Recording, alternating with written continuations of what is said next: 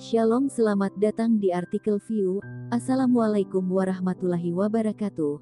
Hai sahabat Ariel Wibowo, apa kabar kalian semuanya? Semoga kalian baik-baik saja.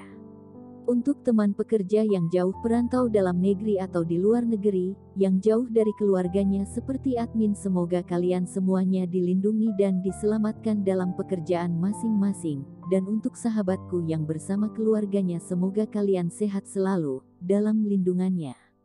Amin. Episode 148, kisah seorang CEO muda yang berpura-pura culun. Menyaksikan Arjun berlutut dan bersujud dengan ingus dan air mata, Bimo benar-benar tidak mengerti mengapa seseorang yang keluar dari rahim seorang ibu yang sama dengan Ariel akan memiliki celah yang begitu besar. Ariel sama sekali tidak terlihat seperti pria. Dia sangat tidak berguna. Pria itu sangatlah manja. Di sisi lain, Ariel, meskipun seluruh orang di Bandung menganggapnya sebagai orang yang tidak berguna, tetapi sebenarnya, kinerja Ariel tidak ada hubungannya dengan yang tidak berguna, tetapi orang-orang bodoh itu secara keliru berpikir bahwa dia tidak berguna. Kemampuan kedua bersaudara itu sangat berbeda. Bimo melirik mulutnya dengan jijik, dan berkata, "Kamu tidak berani bertingkah seperti laki-laki." Arjun tidak peduli apakah dia laki-laki atau bukan, selama dia bisa bertahan, dia akan bisa membalas dendam di masa depan. Apa yang dimaksud dengan penghinaan sesaat? Dan selama waktu itu di penjara, Arjun juga telah benar-benar belajar menjadi baik. Jika dia tidak bisa mengalahkannya, dia akan mengakuinya, atau dia akan dipukul lebih keras. Inilah yang dia sadari.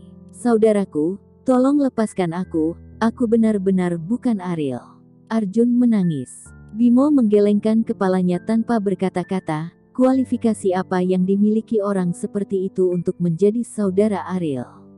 Saya tidak tahu bahwa rumah mereka di Jakarta. Keberadaan macam apa yang benar-benar mengangkat sampah seperti itu? Tentu saja kamu bukan Ariel.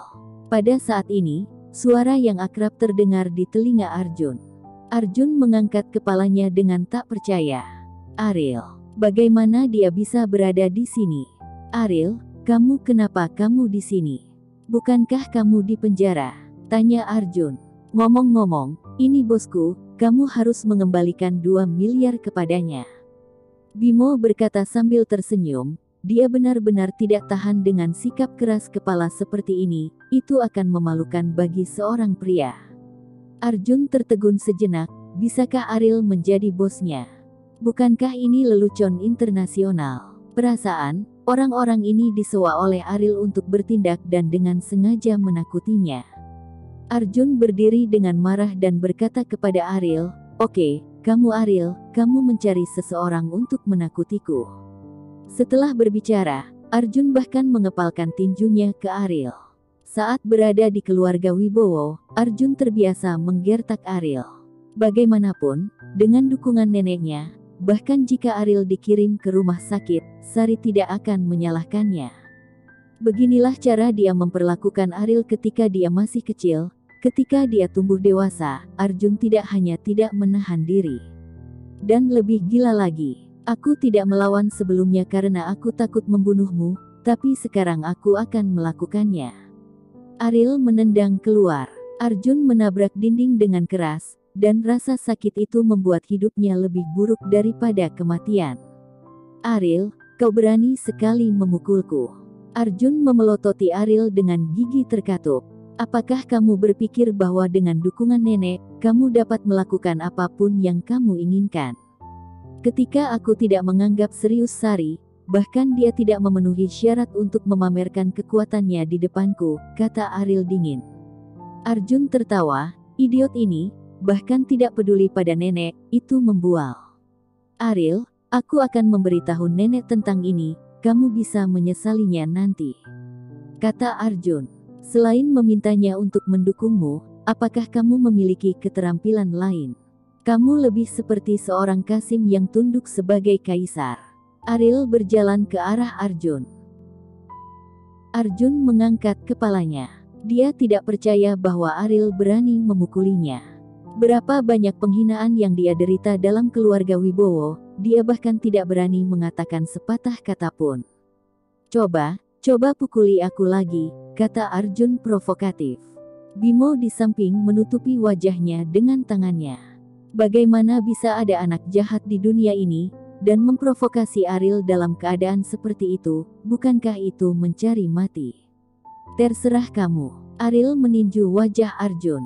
Arjun menjerit kesakitan lagi, berguling-guling di tanah, memarahi Aril dengan memukul mulutnya, dan berteriak agar Sari membalaskan dendamnya, seperti anak berusia 3 tahun yang diganggu.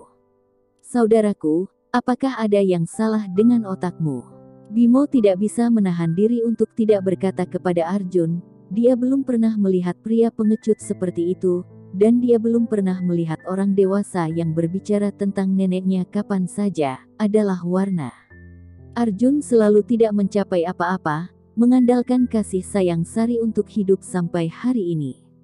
Tidak mengherankan bahwa dia memiliki penampilan seperti itu. Aril ingin mengucapkan terima kasih kepada Sari untuk ini. Jika bukan karena dia, mungkin Arjun tidak akan semudah itu untuk dihadapi. Bawa dia kembali ke ibu kota, kata Aril. Bimo melambaikan tangannya, dan beberapa orang menyeret Arjun keluar dari ruangan. Bagaimana kamu menangani ini? Bimo bertanya pada Aril.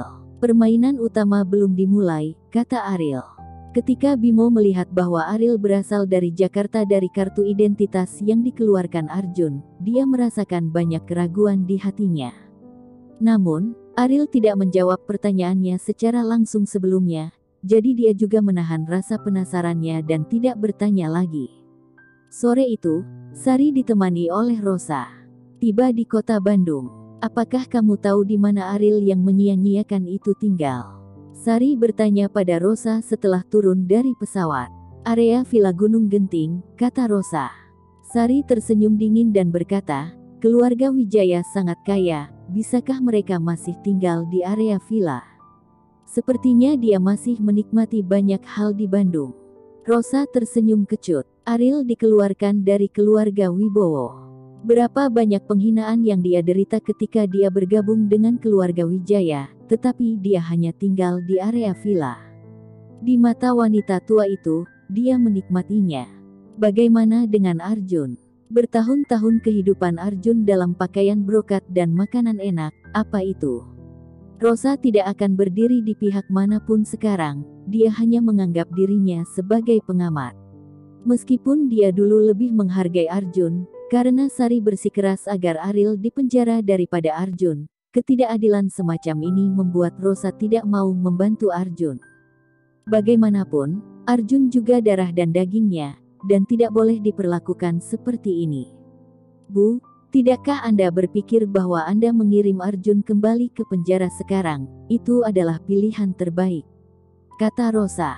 Wajah Sari menjadi dingin, dan dia berkata, pilihan terbaik. Apakah itu pilihan yang baik di matamu untuk membiarkan sampah Aril menghancurkan keluarga Wibowo? Rosa merasakan kekeras-kepalaan Sari, jadi dia berhenti berbicara dan menyerahkannya pada takdirnya. Rosa tidak lagi peduli akan berakhir seperti apa keluarga Wibowo. Ketika mereka sampai di area Villa Gunung Genting, mereka tidak memiliki registrasi, jadi rombongan orang-orang dihentikan di gerbang. Rosa membuat panggilan telepon sebelum mereka berhasil. Pada saat ini, keluarga Nicholas ramai dalam sekejap, dan bahkan Nicholas terganggu. Rosa pernah ke Bandung, tetapi dia tidak mengungkapkan identitasnya, tetapi kali ini, dia langsung memberitahu keluarga Nicholas siapa dia. Bagaimana keluarga Nicholas bisa tenang ketika keluarga Wibowo datang? Keluarga Wibowo tiba-tiba datang ke Bandung. Daniel bertanya pada Nicholas. Nicholas menarik napas dalam-dalam satu demi satu. Merinding di sekujur tubuhnya, dan kemudian kulit kepalanya mulai kesemutan, seolah-olah dia tersengat listrik. Nicholas yang bermulut kering minum teh 3 cangkir berturut-turut itu membasahi tenggorokannya. Tangan yang memegang cangkir teh itu gemetar tanpa sadar dan berkata, pikirkan tentang area villa di Gunung Genting, siapa yang tinggal di sana? Siapa yang tinggal? Bukankah itu yang kita miliki di Bandung? Daniel bingung. Nicholas memelototi Daniel dan memarahi, maksudku villa di sisi gunung. Villa di lereng gunung, keluarga Wijaya, sekarang kepala rumah tangganya adalah Kauri dari keluarga Wijaya, apa yang aneh? Kata Daniel, kamu pergi dari sini. Nicholas memarahi dengan marah, putra ini sangat tua dan masih sangat terjaga, apakah keluarga Wijaya adalah bola? Ariel membeli villa saat itu, dan Daniel tidak bisa memikirkannya. Daniel bahkan tidak tahu mengapa lelaki tua itu tiba-tiba kehilangan kesabaran. Melihat ada yang tidak beres, dia segera pergi. Nicholas menghela nafas berat, dan berkata pada dirinya sendiri dengan senyum masam, tidak heran kamu begitu baik. Aku masih tidak berpikir Aisyah layak untuk siapapun, sekarang tampaknya keluarga kami benar-benar tidak layak untukmu. Berlama-lama akan menderita kerugian besar kali ini. Hei, cucuku yang berharga, dia adalah anggota keluarga Wibowo di Jakarta. Hanya Nicholas, di depan keluarga berpangkat tinggi, ada apa? Di villa sisi gunung, ketika Rosa menekan bel pintu dan Inem membuka pintu, dia bertanya dengan wajah bingung, siapa yang kamu cari? Sari melirik Inem dengan jijik dan berkata, Ariel. Maaf, dia tidak di rumah sekarang. Kamu bisa menunggunya jika itu nyaman untukmu. Inem berkata dengan sopan. Sebaiknya kau segera biarkan dia pergi dari sini, kata Sari. Inem mengerutkan kening, wanita tua ini, dengan tatapan mendominasi, berbicara dengan kasar, memberi orang perasaan yang sangat menjengkelkan. Pada saat ini, suara Lina terdengar dari dalam rumah. Inem, jangan taruh kucing dan anjing di rumah kami, biarkan mereka pergi. Bersambung.